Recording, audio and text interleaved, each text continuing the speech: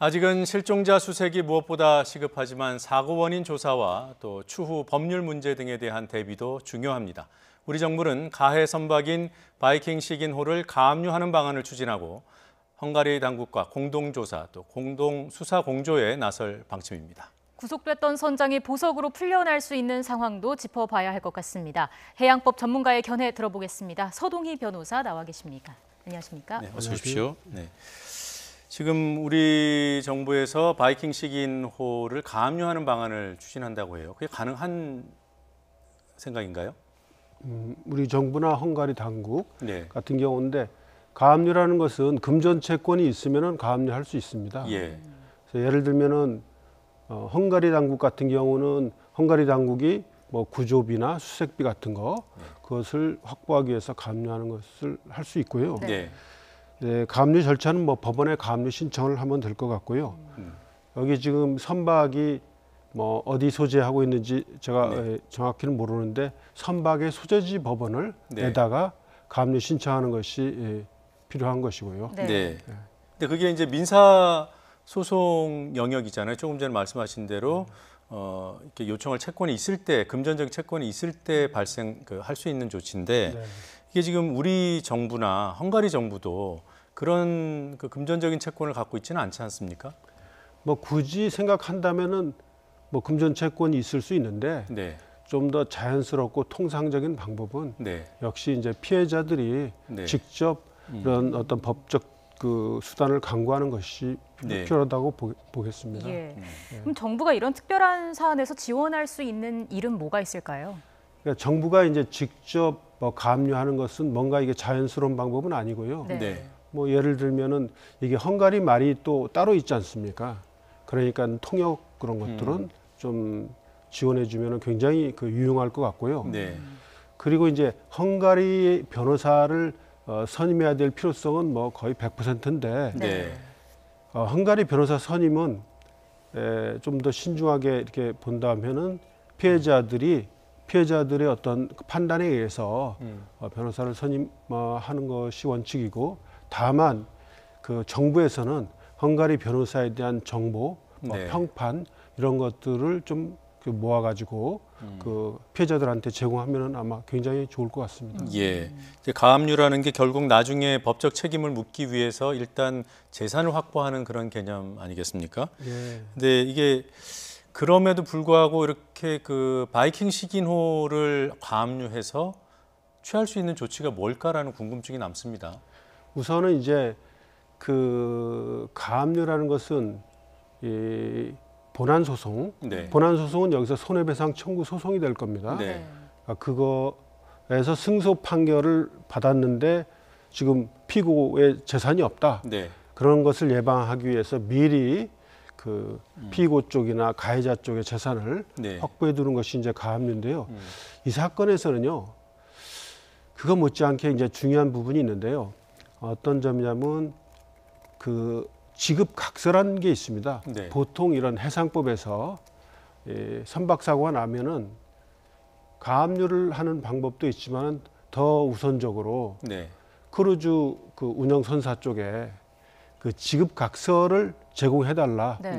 그거를 이제 이쪽에서는 그 Letter of Undertaking 해가지고 그 앞자를 따가지고 LOU라고 합니다. 근데 LOU는 대개 누가 발행하냐면은 그 크루즈 운영선사가 발행하는 게 아니고 크루즈 운영선사의 보험회사가 발행하게 되는데 그 이제 그 지급각서에는 거기에 뭐 전체적으로 예를 들면은 뭐 300억, 뭐 500억 이런 한도를 정하게 마련인데 법원의 판결이 있다든지 또는 합의로 어떤 배상 금액이 확정됐을 때 그 크루즈 운영선사가 만약에 지급하지 않으면은 우리 보험회사가 그 지급을 보증하겠다 이런 거거든요. 그래서 지금은 이 크루즈 지금 바이킹 시긴호의 압류보다도 더 시급해야 될 게 그 LOU를 받아내는 거군요. 피해자 측이 지금 그런데 이제 아직 변호사의 도움을 받고 있지 않지 않습니까? 그러니까 변호사가 선임이 되면은 변호사가 이제 피해자들을 대리해가지고 그 운영선사한테 LOU를 달라고 하면은 그러면은 이제 보험회사가 등장하게 돼 있습니다. 그래서 LOU가 아마 제가 볼 때는 순조롭게 제공이 되지 않을까 생각합니다. 아, 그래요. 예, LOU가 제공되면은 선박의 압류는 필요가 없습니다. 필요가 없어요. 그럼 우리 정부도 그런 쪽으로 피해자들에게 자문과 도움을 주는 게 중요하겠네요. 그렇습니다. 그 LOU라는 것을 요구할 때는 크루즈 운영사를 대상으로 해야 됩니까? 아니면 보험회사를 찾아서 그쪽에다 해야 됩니까? 저희가 굳이 네. 보험회사를 찾을 필요는 없습니다. 운영사를 상대로 해서 네. LOU를 제공해달라 그러면 그게 거의 보통 그렇게 순조롭게 진행되게 돼 있습니다. 왜냐하면은 LOU를 제공하지 않으면 선박이 압류되거나 네. 또 제가 추가로 말씀드릴 수 있는 것은 이런 충돌로 인한 인명사고는요, 네. 그냥 바로 선박 경멸을 할 수 있을 가능성이 매우 높아요. 그러니까 가압류가 필요하지는 않습니다. 예. 네. 최소한도 이 바이킹 시기노 자체는 전 세계 어디에서든 바로 경멸을 할 수 있습니다. 아, 국적과 무관하게요. 지금 시기노가 스위스 선적이더라고요. 예. 이게 스위스 선적이고 또 약간의 변수는 있는데요. 네. 전체적으로 봐서 그냥 거의 확실시 되고요. 왜냐하면은 지금 제가 변수라고 얘기하는 것은 어느 나라에서 압류하느냐, 또 그 나라의 국제사법이 또 어떻게 돼 있냐, 네. 예. 이런 것들이 다 관련이 돼 있는데 이런 부분은 거의 어떤 공통 분모입니다.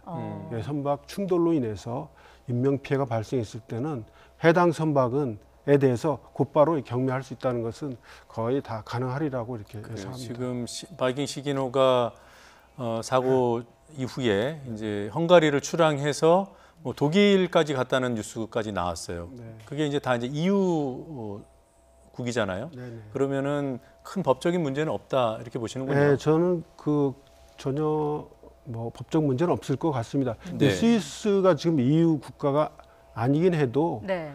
EU에서 좀 유럽에서 EU에 가입하지 않은 나라들하고 EU하고 아주 긴밀하게 사업 협조가 이루어지고 있어서요. 네. 그런 부분은 거의 걱정 안 하셔도 될 겁니다. 네. 따로 국제법적인 절차가 적용돼야 하거나 이런 부분은 필요가 없는 예, 거군요. 별로 없을 겁니다. 예, 그러니까 법적인 쟁점은 없을 것이고 문제는 당사자들이 그 부분을 빨리 추진을 해야 되겠군요. 네, 그러니까 예. 제일 시급한 게 LOU고 예, 예. 예, 그것이 안 됐을 경우에는 이제 말씀하신 압류와 경매. 선박 경매 네. 할수 있습니다. 알겠습니다. 그러면 헝가리가 그 바이킹 시기노의 출항을 막지 않은 이유가 그런 것까지 다 검토해서 한 건가요? 그런 것도 있어요. 저희 어떤 상식으로는 네. 사고 선박이면 일단 확보해 놓고 수사도 해야 되고 하니까 그럴 것 같은데 바로 출항했다 그래서 그게 좀 의아했습니다. 보통 이제 우리나라 이 상식의 경우를 보면은 이렇게 사고가 나면은 예. 선장에 대해서 이 수사 조사가 행해지기 때문에 보통 한 번 조사하고 끝나는 것은 아니고 네. 여러 번 불러서 조사하게 되고 경우에 따라서는 구속도 시키고 예. 선장이 이제 구속되게 되면은 대리 선장, 대신 선장이 오지 않으면은 배가 일단 움직이는데 그렇죠. 지장이 있고요. 그 다음에 이 선박 자체에 대한 조사도 또 필요하게 되고, 네. 그래서 선박도 우리나라였으면 이제 억류를 시켰을 텐데 네. 어느 정도 조사가 이제 끝날 때까지는. 그런데 이 형사에 관해서는 좀 나라마다 약간의 차이가 있고요. 네. 더구나 이제 선주의 입장에서는 예. 또 선장의 입장에서는 이런 정도의 사고에 대해서 장기간 억류한다든지 구속시킨다든지 하는 것들이 각 나라마다 약간씩 좀 차이가 있습니다. 부담스러울 수 있겠군요. 네. 결국 이번에 선장도 구속했고 증거도 충분히 확보했기 때문에 출항하는데 문제가 없다라는 걸로 받아들이면 될까요? 제가 볼 때는 헝가리 당국에서 초기의 어떤 조사 그런 것들은 완료됐기 때문에 네. 출항이 허용이 되지 않았을까 이렇게 생각하고 있습니다. 네, 지금 단계에서 부실 수사 이런 걸 의심할 단계는 아닌 것 같고요. 네네. 네. 참 좋은 여행사는 어떻습니까? 거기도 이제 사건 관련돼 있는 중요한 한 주체이고 참 좋은 여행사가 그 크루즈 운영사를 상대로 뭔가 조치를 취할 게 있나요?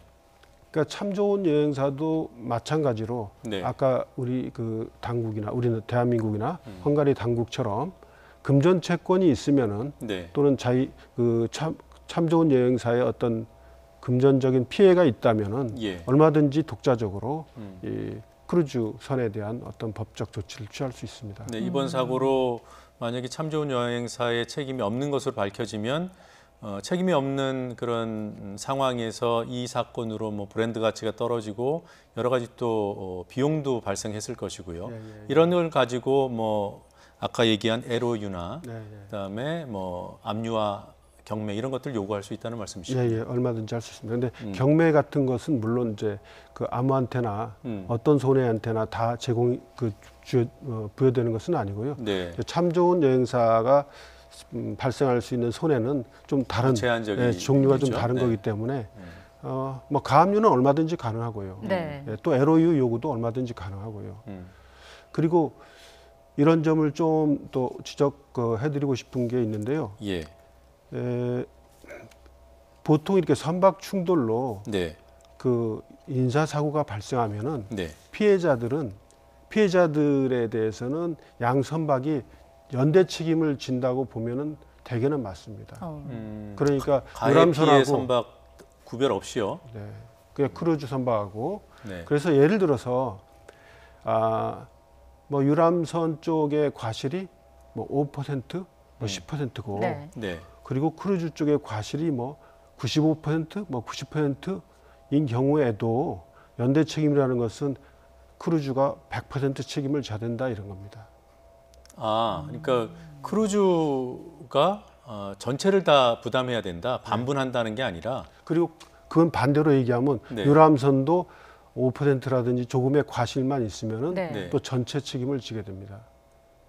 저 이해가 안 됩니다. 지금 연대 책임이니까 그런데 네. 그 다음에 이제 내부적으로 음. 크루즈하고 이 유람선 사이에 서로 구상 관계가 남게 됩니다. 예. 그러면은 만약에 9대 1의 과실이라고 가정했을 때 둘 다에게 100%를 배상할 그런 책무가 주어지지만 일방이 100%를 지급하고 나면 둘 사이에서 9대 1로 다시 나누면 된다는 그렇습니다. 말씀인가요? 예. 네.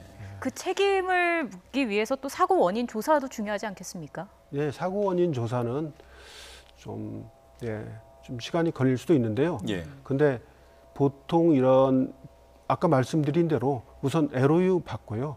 그다음 사고 원인 조사에 따라서 정확하게 어떻게 보면 과실 비율 같은 것들이 네. 판단이 될 텐데 피해자 입장에서는 연대 책임을 지는 것으로 이게 지금 제가 예상하고 있으니까 네.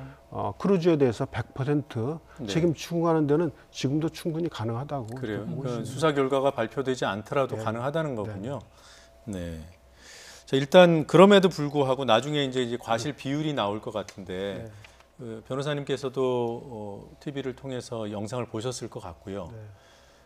이런 해상 사고 같은 경우에 저희가 보도할 때는 거의 뭐 크루즈의 과실이 뭐 거의 압도적인 것으로 저희가 판단하고 있습니다만 실제로 뭐 다만 10%라도 앞선 유람선의 책임이 있을 수 있는 건가요?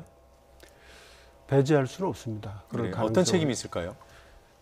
대개는 이렇게 선박이 서로 항해 중에 충돌했을 때 네. 네. 100대 0이라고 보는 경우는 극히 드물거든요. 그래요. 예를 들어서 굳이 끄집어낸다면 유람선 선장이 뒤에서 빠른 속도로 이렇게 유람선에 다가오는 크루즈선을 보고 파악하고 예를 들면 속도를 더 낸다든지 예. 아니면은 충돌이 되더라도 가장 피해 규모가 최소화될 수 있게 어떤 침노라고 하는데 방향을 좀 침노를 튼다든지 변경하거나. 네. 뭐 이런 것들이 있을 수가 있고 또 뭐 예를 들면은 유람선 선장이 그 크루즈 선장한테 VH 프로 네. 너무 크루즈 선박 너무 빨리 다가오고 있다. 속도를 정지하든지 감속하든지 좀 네. 해달라. 막 굳이 찾아내면 이런 것들이 있는데 그런데 뭐 유람선 쪽의 과실은 매우 적을 것으로 이렇게 생각하고 있고요. 여기서는 지금 이 단위부강인데요. 보통은 해상에서의 어떤 그 선박이 어떻게 충돌을 회피해야 되는지에 대해서는 아주 국제적으로 확립된 조약이 있고 규칙이 있습니다. 네. 이게 국제 해상 예. 충돌 예방 규칙이라고요. 근데 그것이 지금 이 단위부강에서 적용될 건지에 대해서 제가 또 다른 전문가분하고도 한번 상의해봤는데 네. 예, 적용될 가능성이 매우 높다고 그러는 것 아, 같습니다. 그래요? 왜 그러냐면은 그 해상에서 연결되는 강들에 대해서는 바다로 본다. 예, 지금 국제 충돌 예방 규칙이 적용된다고 보고 있거든요. 네. 근데 이게 단위부강이 맨 끝에 이제 하류로 내려가서는 흑해하고 흑해로 연결되는데 들어가죠. 네. 흑해도 당연히 그 충돌 예방 규칙이 적용되고 예. 그러니까 단위부강도 연결이 돼 있으니까요. 네. 그래서 이제 충돌 예방 규칙이 이제 적용된다고 보는데 충돌 예방 규칙에는 비교적 그게 뚜렷한 규정들이 있어서 거기 무슨 잘못을 했는지가 그걸 보면은 좀 더 확인해지는데요. 여기서는 뭐 몇 가지를 지적할 수 있는데 첫 번째는 이게 추월하려고 했던 거예요. 네. 그러니까 추월 선박간에 적용되는 규정이 있습니다. 네. 그러니까 추월하려는 선박은 추월 당하는 선박의 진로를 반드시 피해야 됩니다. 네. 그러니까 여기서 우선은 피하지 않고 이렇게 그 추돌 사고 낸 것은 그 규정 위반이고 또 그게 큰 과실이 있는 거고요. 네. 네. 그에 못지않게 그 당시 이제 사고 지점이 교각이고 네. 그리고 그 지금 크루즈 선박은 상당히 대형선이고 예. 선장은 상당히 수준이 높은 항해사일 텐데 보통은 이제 충돌 예방 규칙상 충돌 위험이 발생하는 상황을 굉장히 미리 네. 사전에 예방을 하게끔 돼 있어요. 그 책임이 아예 있군요. 있습니다. 근데 이미 어떻게 보면은 교각 근처로 이 배가 둘이 몰렸을 때는 거의 뭐 충돌 자체를 회피하는 것은 불가능한 정도까지 돼버렸거든요. 네. 네. 그러니까 그거보다는 크루즈선의 선장으로서는 훨씬 그 이전에 조류도 지금 이게 뒤에서 미는 조류이기 때문에 네. 이게 변침 동작, 이 탈을 써가지고 네. 앞에 가는 배를 피하는 게 쉽지가 않습니다. 이게 워낙 빨리 내려오고 있으니까요. 그러니까 지금 그 물 흐르는 방향 거슬러서 진행하고 있었죠. 물 흐르는 방 거슬러서. 예, 거슬러서 진행하고 있었죠. 역조이군요. 예, 네. 그러면 제가 그 사실관계는 잘못 알았던 건데요.